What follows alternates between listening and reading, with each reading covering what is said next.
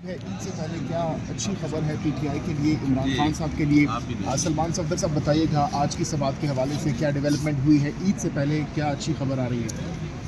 देखिए, मुझे अब हमारी बहुत कोशिश थी, जज साहब को कह भी दिया लिबर्टी लेते हुए, दरगुजर करते हैं हमारी ऐसी बातों को। मैंने कहा जी कि हमें रमज़ान में बहुत काम किया है, बहुत मेहनत की है और ईदी भी है। मैं ये नहीं कहता कि ईदी हमें दें, किसी एक को दें, मगर दें। सरकार का केस बनता है तो उनको दे दें ताकि उनकी ईद हो जाए, हमारा बनता है तो हमें दे दें ताकि हमारी ईद हो जाए।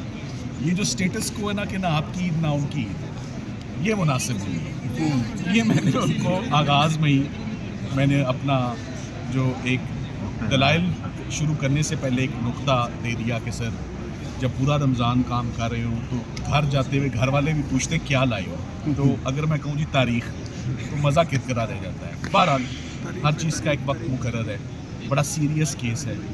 और ये भी देखा, साइफ़र केस को ख़त्म कर दो और 2-3 और केसेस पड़े, उनमें रिहाई नहीं होनी, तो फ़ायदा सिर्फ वो ऑप्टिक्स के लिए एक रिहाई है और इन रियलिटी हकीकी रिहाई नहीं है। मुझे हकीकी रिहाई इनकी एक ये डिले करना था कि ईद पर ना जाएं, चलें वो भी हो गया पूरा काम। तो अब ईद के बाद कैसे रखेंगे आप? ईद के बाद कौन से मुकदमे रह गए? ईद के बाद आपको सारे केसेस जो है वो खोलने पड़ेंगे, तमाम केसेस में रिज़ल्ट देने पड़ेंगे, और अगर सज़ा है तो दें सज़ा, और अगर इक्विटल है, हम डिज़र्व करते हैं तो हमें इक्विटल दें। मैं यही कहना चाहूँगा, हमने कोई एंगल, कोई एस्पेक्ट इस मुकदमे का, हम यूजुअली वकला एक केस को 70-80% झंझोड़ के ना छोड़ देते हैं और बरियत हो जाती है। साइफ़र का केस इसलिए मुनफरिद है कि हमने इसको 100% इसकी बुनियादों से लेकर हर फ्लोर और टॉप ऑफ द बिल्डिंग, हर चीज़ इसकी डिमोलिश हो चुकी है, शेक होके बुरी तरह बिल्डिंग गिर चुकी है। सरकार ने जब वो हैरान किया, वरना हम कहते हैं आप जुमा भी बैठे हैं, हम रिक्वेस्ट करते हैं आप हफ्ता भी बैठे। सरकार ने कहा हमें 3 दिन चाहिए बातें करने के लिए और केस को संभालने के लिए। 3 दिन बड़ा टाइम होता है, एविडेंस तो सारा पढ़ा जा चुका है, तमाम चीज़ें उनके सामने थी। मगर आज जो मेन बातें सामने आई, जज साहिबान ने कल फरमाया था कि मेन केस पे तो हम मुतमईन हैं, आपने असिस्टेंस हमें दे दी है, फैसला उनके माइंड में है मेन जुर्म के ऊपर। तो छोटा जुर्म है, उस पर हमें आप गाइड करें कि ये जो आपने साइफ़र रिटेन किए रखा और लापरवाही की, इसका जवाब दें। सो आज बात वहीं ख़त्म हो गई जब जज साहिबान ने खुद इस बात पे मुझे मेरी रानुमाई की कि साइफ़र की इंटरेस्टमेंट और वो सौंपा गया मिस्टर आज़म खान।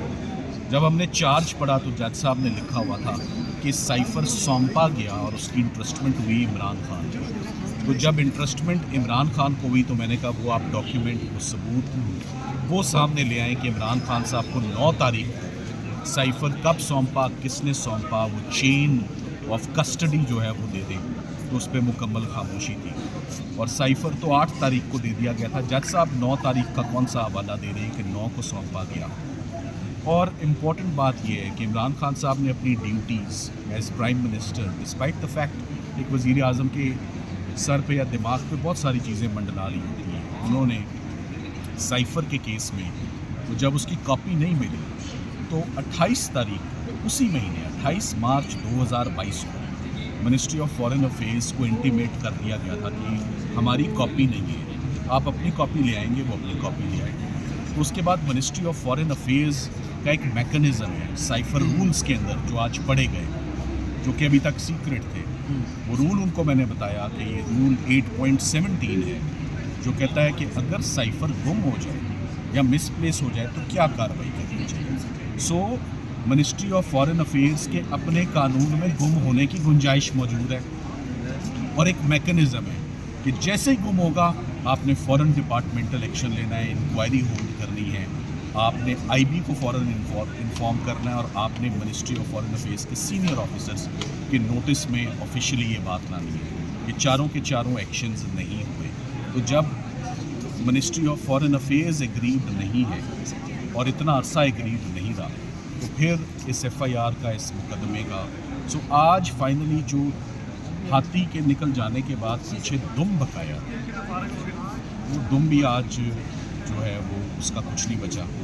तो हमने उसको भी कहा कि एक एक लफ्ज़ को जो तो बची है, खत्म हो गई। मैं दोबारा ये कहता हूँ कि हमने साइफर की इमारत का कुछ भी नहीं छोड़ा, हर एंगल हर एस्पेक्ट। क्रिमिनल केस को कहते हैं एक डेंट मारो केस को तो गाड़ी तबाह। मैं आपको ये कह रहा हूँ कि साइफर की गाड़ी वो गाड़ी है जिस पर कोई पीस उसका इंटैक्ट बचा ही नहीं, शीशे आगे पीछे, बम्पर, बॉनेट, छत, मडगार्ड सब टूट चुके हैं। मगर चूँकि सरकार को मौका देना है, मैं चाहता हूँ दे मौका। बगैर देखें, इंटरेस्टिंग बात है, एंड में कर देते हैं। सरकार ने साइफर का कप उठाया जीत का, हमें बाहर निकाल के मैच से। मैं कहता हूँ हम कप उठाएंगे, उनको सुन लें फिर, ये बात काफ़ी है। तो अब क्या होगा? 16 अप्रैल तक समाअत तो मुलतवी हो गई है। ईद का फैक्टर आ गया है। देखिए ईद है, अब कोर्ट्स काम नहीं करेंगी। आज आखिरी दिन था टीबी की वर्किंग का। मंडे इस्लामाबाद में बराए नाम वर्किंग डे शायद हो ना हो, वो भी अभी देखना है। तो आज के बाद डीबी नहीं बैठेगी, जज साहब को आगे फिर किसी इंपॉर्टेंट है। अच्छा, साइफर संभालने की जो जिम्मेदारी थी वो आज़म खान की, वो आज़म खान साहब की थी जी। तो उनको इसमें कोई वो हो सकता है सज़ा वगैरह या कोई भी इसमें फैसले? आज़म खान साहब का बयान जो उन्होंने कोर्ट में दिया है, क्या उनको क्यों नहीं, सरकार ने उनको ऑन क्यों किया? क्या मेरे इल्म में आया, मैं तो अंदर नहीं था, कि जब आज़म खान साहब बाहर गए तो इमरान खान साहब ने उनको थपकी दी। वो थपकी इसीलिए दी कि आपने हक अदा किया। सो हक अदा यही किया, उन्होंने सच बोला। उन्होंने वो जो 164 का ज़बरदस्ती का बयान था वो कोर्ट में नहीं किया। आज़म खान साहब के बयान ही इमरान खान साहब की और शाह महमूद कुरैशी साहब की जो आज़ादी है या जो इक्विटल है उसमें पिवटल रोल अदा करेगा। ये आप 16 को सुन लेंगे कि आज़म खान साहब के मुतल्लिक मेरे क्या तासुरात हैं, इस एविडेंस। साइफर का सफ़र जो है वो सिफर हो गया। साइफर का सफ़र चल के लंबा फाइनली सिफर हो गया है। मुझे ये ड्यूटी चौधरी एतजाज़ अहसन साहब ने, हमारे बहुत सीनियर हैं, ये उन्होंने कहा था कि सलमान साइफर को सिफर कर दें। तो आई थिंक ये दुख है। सर एक सेकंड,